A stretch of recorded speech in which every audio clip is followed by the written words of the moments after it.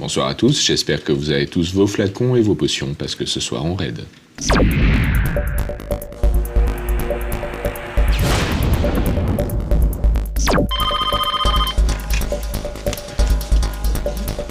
Allô, oui? Allô, Seb? Oui? Qu'est-ce qui se passe? Vous attendez que je raide un méchant boss pour me piquer l'émission? Mais non, c'est pas trop sympa là, mais... là, je fais de l'hyperventilation, donc... Tu sais de quoi je suis capable, hein? Si ça se passe comme ça.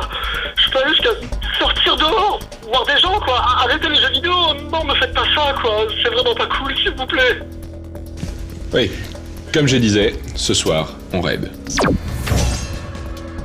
Alors, dans les news, on a une collision entre deux jeux en ligne, avec Rift, le prochain MMO de Trion Worlds, qui s'incruste un petit peu dans Team Fortress 2, avec des objets spéciaux à débloquer, donc des chapeaux, de Rift dans Team Fortress 2. Donc voilà, moi, je sais pas vous, mais c'est quand même une première. Une collision comme ça entre deux jeux, c'est plutôt rigolo.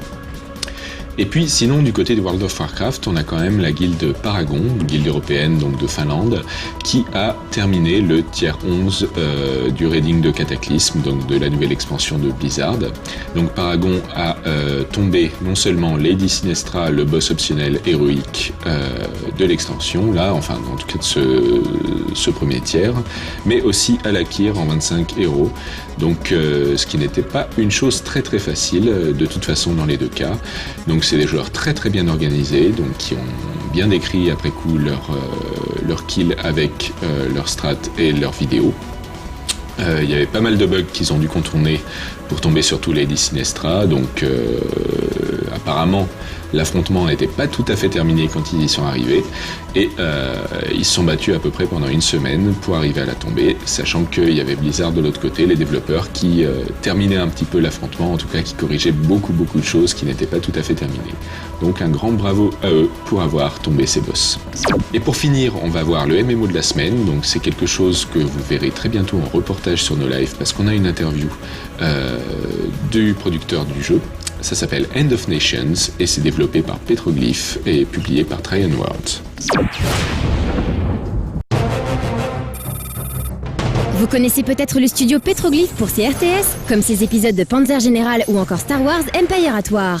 Ce studio rassemble en effet les créateurs principaux de Command & Conquer du temps de Westwood Studio, avec même Joe Bostic qui avait travaillé sur Dune 2. Mais quel est le rapport avec les MMO ?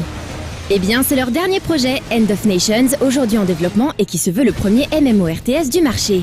Dans End of Nations, chaque joueur contrôle une escouade de quelques véhicules offensifs, tanks, artillerie ou intercepteurs rapides.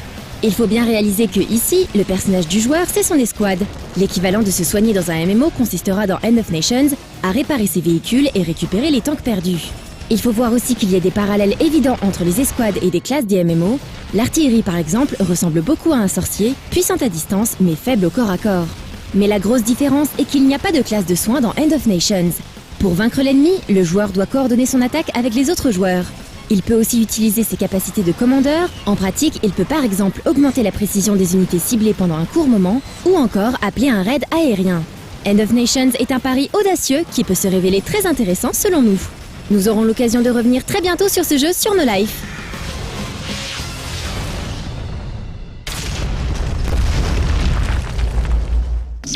Voilà, c'est la fin de Ce Soir j'ai raid, donc je vous dis à dans 2 semaines. Allô, Seb? Oui, bon, ça va pas le faire. Écoute, je suis sorti dehors, y a même pas de donjon à rocher. Non, je suis désolé, là. Dans 2 semaines, je reprends l'émission, que ça te plaise ou non, hein. Voilà, c'est comme ça.